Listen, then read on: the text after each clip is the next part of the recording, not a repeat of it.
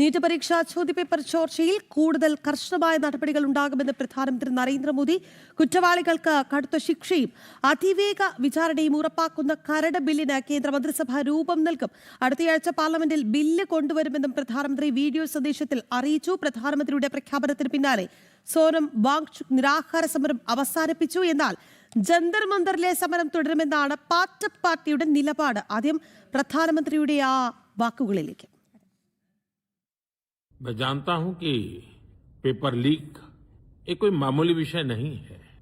लाखों विद्यार्थी और उनके अभिभावकों के लिए बहुत ही पीड़ादायक है और इसलिए पेपर लीक घटना से अब तक पिछले 2.5 महीनों में अनेक विध कदम उठाए गए. गुनहगारों को पकड़ा गया है, वे जेल में पड़े हैं. मैंने आज फास्ट ट्रैक कोर्ट के लिए विभागों को निर्देश दिए थे. आज विभागों ने लगातार मेहनत करके देर रात मुझे मुसद्दा भी दे दिया. फास्ट ट्रैक कोर्ट और कठोर सजा के प्रावधान के साथ का ये मुसद्दा कल कैबिनेट में चर्चा होगी. कैबिनेट के साथियों के सुझाव के बाद उसका अंतिम रूप दिया जाएगा और सोमवार से संसद का दूसरा सप्ताह शुरू हो रहा है. तब जल्द से जल्द उस बिल को सदन में पारित कराने का प्रयास किया जाएगा.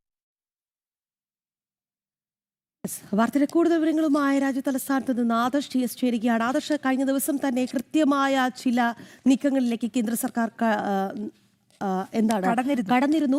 ഒപ്പം തന്നെ അവിടെ കലാപകാരികൾക്കെതിരെ പ്രത്യേക നിയമം ഉപയോഗിക്കാൻ, ദേശീയ സുരക്ഷാ നിയമം അടക്കം പ്രയോഗിക്കാനുള്ള ഒരു നീക്കം കേന്ദ്ര സർക്കാർ നടത്തിവരികയായിരുന്നു. ഡൽഹി കമ്മീഷണർക്ക് ഇത്തരത്തിൽ പ്രത്യേക അധികാരം നൽകുന്നു. പക്ഷേ നടപടികൾ അവിടെ കൊണ്ട് അവസാനിക്കുന്നില്ല എന്നുള്ളത് തന്നെയാണ് അല്ലേ ശ്രുതി? അതായത് ഇപ്പോൾ പ്രധാനമന്ത്രിയുടെ വീഡിയോ സന്ദേശം വരികയാണ്. എന്തൊക്കെയാണ് അദ്ദേഹം ഈ വീഡിയോ സന്ദേശത്തിൽ പറയുന്നത് ആദർശ്? ഒപ്പം ഒരു കാര്യം കൂടി, രാഗ സൂചിപ്പിച്ചത് ദേശീയ സുരക്ഷാ നിയമം ഉത്തരവ് അത് പുറത്തിറക്കിയതോടെ പ്രധാന പാറ്റ അഭിജിത്ത് ദീപ്കെ പൊങ്ങിയിട്ടുണ്ടോ?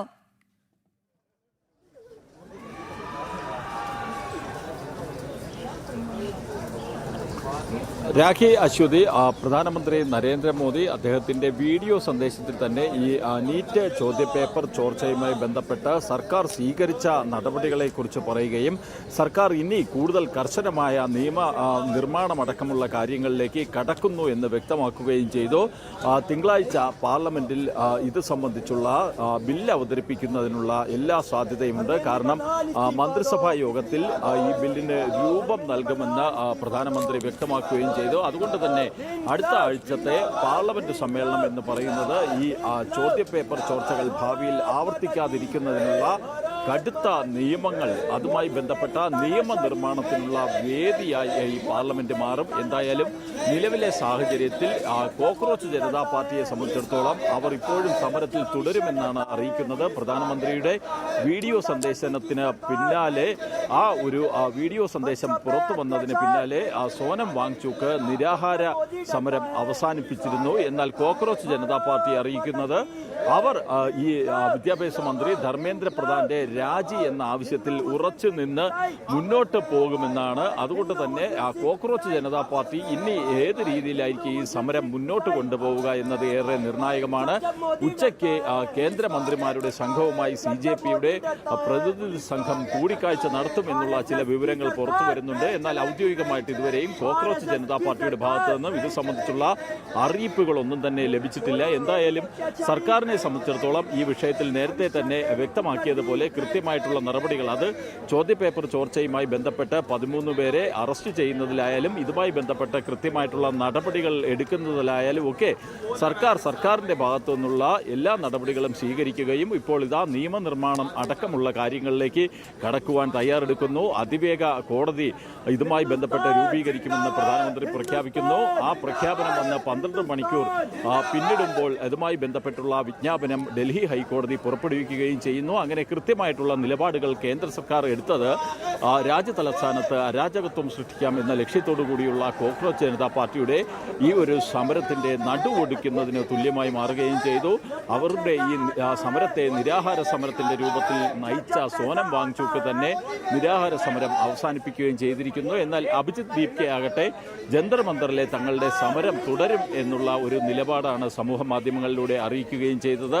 ജന്തർ മന്ദറിൽ ഈ കോക്രോച്ച് ജനതാ പാർട്ടിയുടെ സമരത്തിലേക്ക് അവരുടെ പ്രവർത്തകരൊക്കെ എത്തിയിട്ടുണ്ട് എന്നുള്ളതും ഏറെ ഗൗരവത്തോടെ തന്നെയാണ് കാണേണ്ടത്. കാരണം ഈ നീറ്റ് പരീക്ഷയുമായി ബന്ധപ്പെട്ട് വിദ്യാർത്ഥികൾക്കുണ്ടായ പ്രശ്നങ്ങൾ പരിഹരിക്കുന്നതിനുള്ള നടപടികൾ, അതുമല്ലെങ്കിൽ ആ ക്രമക്കേടുമായി ബന്ധപ്പെട്ട് കുറ്റവാളികളെ പിടികൂടുന്നതിന് നിയമനിർമ്മാണം കൊണ്ടുവന്ന് ഇനി ഇത്തരത്തിലുള്ള ക്രമക്കേടുകൾ, ചോദ്യപേപ്പർ ചോർച്ച ഇതൊന്നും ആവർത്തിക്കുവാതിരിക്കുവാനുള്ള നടപടികളും കേന്ദ്ര സർക്കാർ സ്വീകരിക്കുമെന്ന് വ്യക്തമാക്കുകയും ചെയ്തു. പ്രധാനമന്ത്രി തന്നെ വീഡിയോ സന്ദേശത്തിലൂടെ ഇക്കാര്യങ്ങളൊക്കെ വ്യക്തമാക്കുകയും ചെയ്തിരിക്കുകയാണ്. എന്നിട്ടും ഇവർ സമരത്തിൽ തുടരുന്നതാണ് ഈ സമരത്തിന്റെ അജണ്ട എന്താണ് എന്നുള്ള സംശയങ്ങൾ കൂടുതൽ ബലപ്പെടുത്തുന്നത്. കാരണം കൃത്യമായിട്ട് തന്നെ ഈ സമരവുമായി ബന്ധപ്പെട്ട് നേരത്തെ തന്നെ ചില സംശയങ്ങൾ പുറത്തു വന്നിരുന്നു. എന്തായാലും ഇത് സംബന്ധിച്ച് സമരം മുന്നോട്ട് കൊണ്ടുപോകും എന്ന് നിലവിൽ അഭിജിത്ത് ദീപ്കെ പറയുമ്പോഴും ഉച്ചയ്ക്ക് 12:30 കേന്ദ്രമന്ത്രിമാരുടെ സംഘവുമായി ഈ സമരം നടത്തുന്ന CJPയുടെ പ്രതിനിധികൾ ചർച്ച നടത്തുന്നതിനുള്ള സാധ്യതയുണ്ട് എന്നുള്ള ചില വിവരങ്ങൾ പുറത്തു വരുന്നുണ്ട്.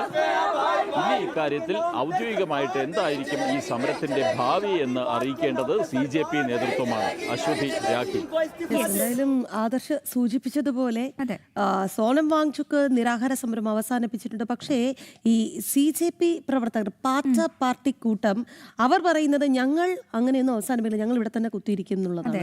അതായത് എന്താണ് ഇവരുടെ ഉദ്ദേശം എന്നുള്ളത് മനസ്സിലാകുന്നില്ല അശ്വതി. കാരണം അവർ നീറ്റിനെ കുറിച്ചൊന്നും പറയുന്നതേയില്ല. അതായത് നമ്മൾ കണ്ടതാണ്, ഇവിടെ വയനാട്ടിൽ നിന്നൊക്കെ ചിലർ അവിടെ എത്തിയിട്ടുണ്ട്. പക്ഷേ അവർ പറയുന്ന, അതായത് ഇവിടുന്ന് ഒരു വിദ്യാർത്ഥി സമൂഹം എത്തിയിട്ടുണ്ട്. പക്ഷേ അവർ പറയുന്ന ചില ആവശ്യങ്ങൾ, അവർ പരാമർശിക്കുന്ന ചില പേരുകൾ, അവിടെയൊക്കെയാണ് പ്രശ്നങ്ങൾ. FCR, ആർട്ടിക്കിൾ 370 ഇതൊക്കെയാണ് അവർ പരാമർശിക്കുന്നത്. അപ്പോൾ യഥാർത്ഥ ലക്ഷ്യം എന്തായിരുന്നു എന്ന് ചോദിച്ചാൽ അവർക്ക് പോലും കൃത്യമായൊരു ഉത്തരമില്ല. അതോടൊപ്പം തന്നെ മോദി സർക്കാർ രാജിവെക്കണം, ഇതല്ലാതെ മറ്റൊരു കാര്യമില്ല പറയാൻ എന്നുള്ളതാണ്. എന്തായാലും നമുക്ക് നോക്കാം അല്ലേ. അതെ രാഖി, മറ്റൊരു കാര്യം മനസ്സിലാക്കേണ്ടതെന്ന് വെച്ചാൽ ഇപ്പൊ രാഖി സൂചിപ്പിച്ചതല്ലോ ആർട്ടിക്കിൾ 370. അതുപോലെ തന്നെ മറ്റൊരു പ്രധാനപ്പെട്ട കാര്യമെന്ന് പറയുന്നത് കഴിഞ്ഞ ദിവസം നമ്മൾ തെളിവുകൾ സഹിതം പ്രേക്ഷകരിലേക്ക് എത്തിച്ചു. അതായത് ബംഗ്ലാദേശ് മുൻ പ്രധാനമന്ത്രിയായിരുന്ന ഷെയ്ഖ് ഹസീനയെ അവിടെ കലാപം ഉണ്ടാക്കി എങ്ങനെയാണോ പുറത്തിറക്കിയത്, അതുപോലൊരു കലാപം സൃഷ്ടിക്കലാണ് ഭാരതത്തിൽ ഇവരുടെയൊക്കെ ഉദ്ദേശശുദ്ധി. കാരണം ഇതിന് ഫണ്ട് ചെയ്യുന്നത് അല്ലെങ്കിൽ ഇതിനെ സപ്പോർട്ട് ചെയ്യുന്നത് ബംഗ്ലാദേശ് ജമാഅത്തെ ഇസ്ലാമിയാണ്. അതായത് ഷെയ്ഖ് ഹസീനെ പുറത്തിറക്കിയ അതേ സംഘടന. അപ്പം മറ്റൊരു പ്രധാനപ്പെട്ട കാര്യം, പക്ഷേ അതായത് ബംഗ്ലാദേശ് അല്ല ഭാരതം, ഷെയ്ഖ് ഹസീനെ അല്ല നരേന്ദ്രമോദി. അതുകൊണ്ട് തന്നെ നോക്കി കണ്ടും കളിച്ചില്ല എന്നുണ്ടെങ്കിൽ ഒരുപക്ഷെ പുറത്തിറങ്ങാൻ സാധിക്കില്ല എന്നുള്ളത് തന്നെയാണ്. അതെ. അപ്പം Gurpant Singh Pannun, CFJ, Sikh for justice എന്നുള്ള ഒരു സംഘടനയുണ്ട്. അവര് $10 ലക്ഷം ഈ കോക്രോച്ച് ജനതാ പാർട്ടിക്ക് വാരി എറിഞ്ഞിരിക്കുന്നത്. എന്തിനാണെന്ന് അറിയാവോ? കേന്ദ്ര സർക്കാരുമായി ഇവിടെ പ്രക്ഷോഭം സംഘടിപ്പിക്കണം, കേന്ദ്ര സർക്കാരുമായി ഒരു ചർച്ചയ്ക്കും പോകാൻ പാടില്ല. രണ്ടാമത്തെ ഏറ്റവും പ്രധാനപ്പെട്ട കാര്യം, August 15 ചെങ്കോട്ടയിൽ നടക്കുന്ന സ്വാതന്ത്ര്യ സമരത്തിനെ അട്ടിമറിക്കണം. ഇതാണ് പ്രധാനപ്പെട്ട നിബന്ധനകൾ. എനിക്ക് തോന്നുന്നു ഈ രാജ്യതലസ്ഥാനത്ത് അല്ലെങ്കിൽ ജന്തർ മന്ദറിലൊക്കെ ഈ സമരം എന്നും പറഞ്ഞ് ഇങ്ങനെ സമരാഭാസം നടത്തുന്നവർക്ക് അറിയില്ല യഥാർത്ഥത്തിൽ എന്താണ് സംഭവിച്ചുകൊണ്ടിരിക്കുന്നത്, ആരുടെ ചട്ടുകമായി അവർ മാറുന്നു എന്നുള്ളതല്ലേ. വിദേശ ശക്തികൾക്ക് പിന്നിൽ നൂൽ കോർക്കുന്ന ഒരുപാട് പേർ ഇതിലുണ്ട്. അവരാണ് തലപ്പത്തൊക്കെ ഇരിക്കുന്നത്. ഇപ്പൊ സോനം വാങ്ചുക്ക് ആയിക്കോട്ടെ, അല്ലെങ്കിൽ അഭിജിത്ത് ദീപ്കെ ആയിക്കോട്ടെ, അവരുടെയൊക്കെ രാഷ്ട്രീയം നമുക്ക് നന്നായി അറിയാം. ഈ അഭിജിത്ത് ദീപ്കെ എന്ന് പറയുന്നത് ഇന്നലെ കേന്ദ്ര സർക്കാർ ഒരു ഉത്തരവ് പുറത്തിറക്കിയതോട് കൂടി മുങ്ങി. അപ്പോ ഇതിപ്പോ പക്ഷെ പറയുന്നുണ്ട് കേട്ടോ, ഇന്നിപ്പോ എവിടെയോ പൊങ്ങിയിട്ടുണ്ട്, ഒരു വീഡിയോ സന്ദേശം കണ്ടല്ലോ. അതായത് ഞങ്ങള് സമരത്തിൽ നിന്ന് പിന്മാറില്ല, പിന്മാറരുത്, അതെ തീർച്ചയായും പിന്മാറരുത്, നിങ്ങൾക്ക് വേണ്ടിയിട്ടുള്ള ഒരു എന്താണ് കാത്തിരിക്കുന്നുണ്ട്. എന്നാലും വളരെ പ്രധാനപ്പെട്ട വിശദാംശങ്ങളാണ് ആദർശ് TS ഡൽഹിയിൽ നിന്നും പങ്കുവച്ചത്.